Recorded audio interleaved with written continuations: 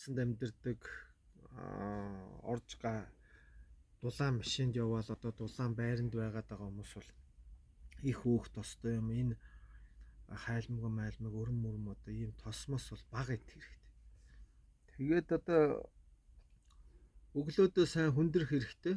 Өглөө хүндрэхийн тулд тэгэл нэг бүлээн усал уучих хэрэгтэй. Заавал бид нэг юм сүйтэй цаймаа ууна гэсэн юм. Нас ахаад ер нь 20-оос дээш насны залуучууд бол их сүйтэй цаймаа уугаад ах хэрэггүй юм байгаа юм дөө. Сүүчин одоо нөгөө лактоз тэр нөгөө гашилдаг байхгүй да. Том болоод тэр хүлээж авах нь багасаад ирдэг.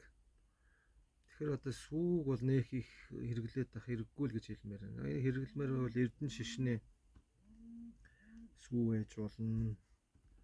Тэгээ голцуул одоо сайн чанарын усал уух хэрэгтэй. Одоо энэ байгалийн гүний хутгийн байгалийн ус тэрнээс биш энэ орон сууцны карантины ус бол одоо маш сайн шүүжил ууж авахгүй бол энэ орон сууцны карантины ус бол маш бохор байгаа. Та нар одоо судалгаагаар айгүйх нянтаа гарсан байгаа шүү. Тийм байгаа.